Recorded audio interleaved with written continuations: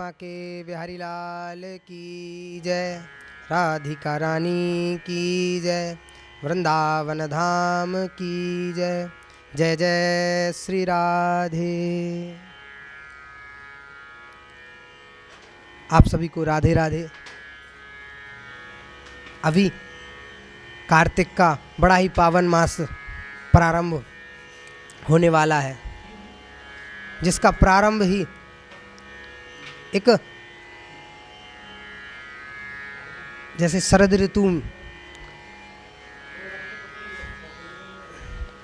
ऋतु का समय बड़ा ही महत्वपूर्ण होता है, बड़ी प्यारी ऋतु होती है। इसमें मौसम का परिवर्तन, हल्का हल्का ठंड भी और बरसात की फुहारें भी, जब दोनों आपस में मिलते हैं तो बड़ा ही सुरम्य वातावरण बनता है। आप सभी में से ही इस प्रश्न सत्र की शुरुआत में ही पंजाब से एक मैया जिनका नाम है मिथिलेश, उन्होंने प्रश्न किया था। उसके उत्तर में आज आपके लिए ये वीडियो बनाई जा रही है। कई लोगों के मन में इसी प्रकार के प्रश्न होते हैं, जिससे और भी लोगों की जो शंका होगी उसका समाधान होगा। जैसा कि उनका जो प्रश्न था ना, बड़ा ही प्यारा था, बहुत ही प्यारा प्रश्न, जो शायद आपके लिए भी, शायद आपके मन में भी हो सकता था, जो उन्होंने किया। उनका जो प्रश्न था, उन्होंने पूछा, गुरुदेव वैसे तो एक वर्ष में 12 माह और अधिक मास होने के कारण 13 महीने होते हैं, और सभी माहों का अपना अपना एक महात्म्य होता है। उन सभी माह में उन्होंने पूछा, कार्तिक मास को बड़ा ही श्रेष्ठ माना जाता है, तो कार्तिक मास का विशेष महत्व क्यों, क्या आखिर क्या कारण है जिससे कार्तिक मास को विशेष रूप से माना जाता है। और कहा जाता है कार्तिक में जो पुण्य कर्म किया जाए वो अक्षय फल प्रदान करने वाला है।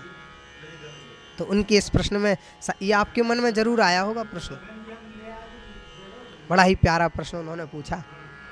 आइए आपको कार्तिक मास का विशेष महत्व, जिससे उसके प्रति जो आपके मन में एक जो भूमिका तैयार हो जाए कि आखिर इसका विशेष महत्व क्यों।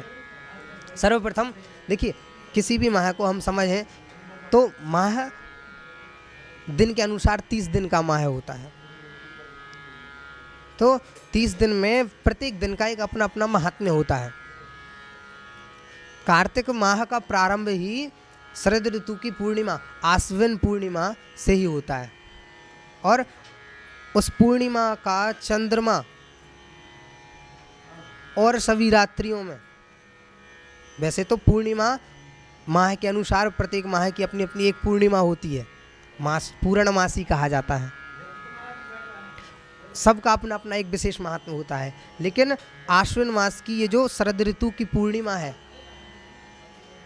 शरद पूर्णिमा का चंद्रमा रस बरसाती रात, इस पूर्णिमा से ही कार्तिक मास का प्रारंभ है, और इसका प्रारंभ ही इतना दिव्य कि ये चंद्रमा ऐसा पूरे वर्ष भर में शरद पूर्णिमा के अन्यत्र कोई चंद्रमा इतना विशाल नहीं होता है, और इसका वर्ण जो है, इसका रंग पीत वर्ण होता है। शरद पूर्णिमा की रात्रि में ही भगवान श्री कृष्ण ने रास रचाया था, जिसमें सभी प्रकार की सारे वर्ष भर की रात्रियां एक साथ 6 माह के रूप में आई थीं, और उन सब के साथ में कामदेव की शोभा को भी क्षीण करने वाले भगवान श्री कृष्ण ने महारास किया था। उस रास में ऋषि मुनि भी गोपी बनकर आए थे। महादेव भी जब रहा ना गया तब गोपेश्वर महादेव के रूप में आए। तो कार्तिक मास का प्रारंभ ही शरद पूर्णिमा से हो जाता है। इस प्रकार से इस माह में और भी अन्य त्योहार हैं, और इस मास को वैसे दामोदर मास भी कहा जाता है। दामोदर क्यों? भगवान श्री कृष्ण ने अपनी बाल्यावस्था में कई लीलाएं की। उन लीलाओं में से एक महत्वपूर्ण लीला जो उस लीला में भगवान ने, देखो वैसे तो सभी लीलाओं में भगवान ने किसी न किसी का उद्धार किया, संसार के हित के लिए ही कोई ना कोई लीला की है। इस लीला में कुबेर के दो पुत्र हैं, नलकूबर और मणिग्रीव। ये धन के मद के कारण इनका अभिमान इतना हो गया कि ऋषि मुनियों को ये तुच्छ समझते हैं। नारद मुनि जा रहे थे, आप सबने सुन रखा है, और अपमान कर दिया। साप मिला नंद बाबा के आंगन में जाकर अर्जुन के दो वृक्षों के रूप में, यमला अर्जुन के रूप में उनको आना पड़ा, और उनको श्राप मुक्त करने के लिए भगवान ने दामोदर लीला की। इस लीला में मैया यशोदा ने भगवान श्री कृष्ण को रस्सी से बांधकर ऊखल से बांध दिया, और भगवान घुट्टन घुट्टन चलते हुए उस ऊखल को ढड़काते हुए उसको ले जाते हुए रास्ते में, और धीरे धीरे उन दोनों वृक्षों के बीच में जाके और एक ही झटके में उन वृक्षों को गिरा देते। जब वो वृक्ष गिर जाते हैं तो उनमें से दो दिव्य पुरुष प्रकट होते हैं, वही कुबेर के पुत्र, और भगवान से क्षमा मांगते हैं। भगवान, अन्य कभी भी इस प्रकार की कोई गलती नहीं होगी, हमने जो गलती की हम क्षमा मांगते हैं। तो भगवान के उदर में, दाम का अर्थ होता है रस्सी, और उदर अर्थात पेट। भगवान के पेट में जब वो ऊखल से रस्सी बांधी गई तो इस लीला को कहा गया दामोदर लीला। इसी से भगवान का एक नाम पड़ा दामोदर। तो इसी माह में, कार्तिक के महीने में भगवान ने ये लीला की, इसलिए इस माह को दामोदर मास भी कहा जाता है। इसी कार्तिक मास में धनतेरस का त्योहार आता है, जिसमें बड़े ही सब, ये हमारी भारतीय परंपरा है, इसमें जितने भी त्योहार हैं सब पुरानी घटनाओं के आधारित हैं। पूर्व में जो कथाएं हुई हैं इनसे इन सब का संबंध है।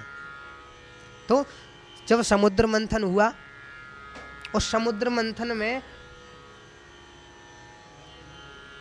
धन के देवता अमृत का कलश लेकर, औषधियों के देवता, देवताओं के और सारे संसार में आरोग्य प्रदान करने वाले ऐसे भगवान धन्वंतरी का प्राकट्य हुआ। इस तिथि के दिन, इस माह में भगवान धन्वंतरी जब आए हैं तो धनतेरस का त्योहार पड़ा। इसके पश्चात थोड़ा और बढ़ेंगे तो नरक चतुर्दशी, दीपावली। इसी दिन भगवान राम वनवास पूर्ण करके अपनी नगरी अयोध्या के लिए लौटे। जब भगवान लंका का राज्य जीत जाते हैं ना राम जी, तो लक्ष्मण जी ने कहा, भैया अब ये राज्य तो हमारा ही है, हमने इस पर विजय प्राप्त कर ली, अब क्यों ना यहीं रहा जाए।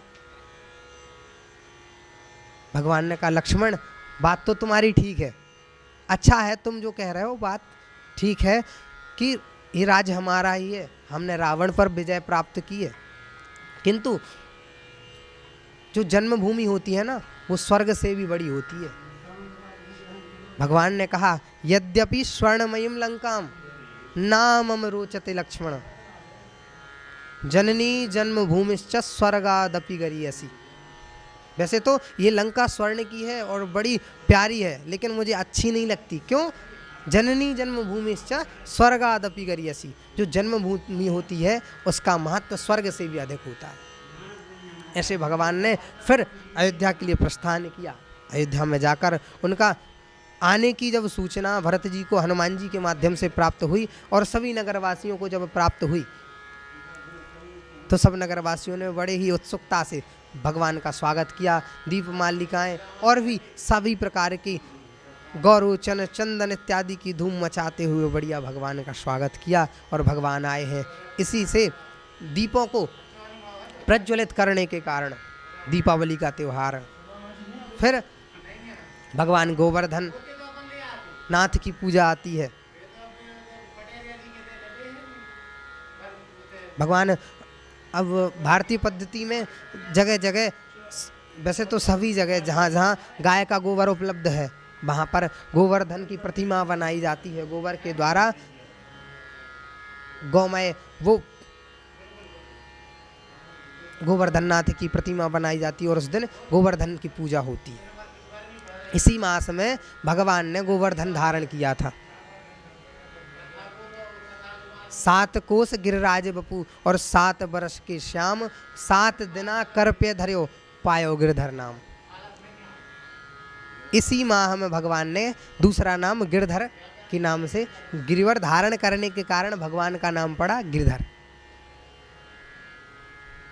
तो इसी माह में ये भी घटना हुई, भगवान ने गोवर्धन धारण किया तो गोवर्धन पूजा आती है। ऐसे सभी त्योहार जो विशेष महत्वपूर्ण है। और अब थोड़ा सा आगे बढ़ें तो इस माह में बड़ी ही सुंदर एकादशी, जिसको हमारी भाषा में देवउठनी 11 कहा जाता है। देवउठनी एकादशी, देवोत्थान होता है। अर्थात जब राजा बलि ने भगवान को अपने द्वारा तीनों लोकों की संपत्ति दान में देकर और भगवान के तीसरे पैर के द्वारा अपने मस्तक पर रखवाकर सर्व समर्पण कर दिया और पुनः भगवान के कहने पर, भैया तुमने सब कुछ दे दिया, आखिर तुम्हारे मन में कुछ इच्छा नहीं है, मांगो क्या मांगना चाहते हो। तब बलि ने भगवान से कहा कि ये जो आपने संपत्ति दी है सुतल लोक की, इसमें मैं पहरेदार चाहता हूँ, और भगवान को पहरेदार के रूप में रखा। पुनः लक्ष्मी जी जब आई हैं, लक्ष्मी जी ने रक्षाबंधन का त्यौहार श्रावण मास में जो आता है, उस दिन राखी बांधकर उनको भैया बनाकर और भेंट के रूप में उनका पहरेदार अर्थात भगवान नारायण को मांगा। तो जब से भगवान बलि के यहाँ पहरा दे रहे थे देवसहनी एकादशी से, और इस कार्तिक मास की एकादशी देव उत्थान अर्थात देवउठनी एकादशी के दिन भगवान को वो मुक्त करके ले जाती हैं। फिर इस दिन भगवान अपने वैकुंठ में पुनः जाते हैं। ऐसे सभी त्योहार इस कार्तिक मास में और भी महत्वपूर्ण, और कार्तिक मास की विशेष पूर्णिमा, ऐसे सब त्योहार होते हैं। इस कारण से इस मास का विशेष महत्व है। आप सभी का ये जो प्रश्न था यथोचित जो उत्तर बन सका सो आपको दिया, और जो भी शंका हो आपके मन में आप बिल्कुल प्रश्न के माध्यम से हमारी संस्था के ग्रुप में आप दे सकते हैं। यथा योग्य जो भी बनेगा आपको उत्तर दिया जाएगा। जय जय श्री राधे, जय जय श्री श्याम।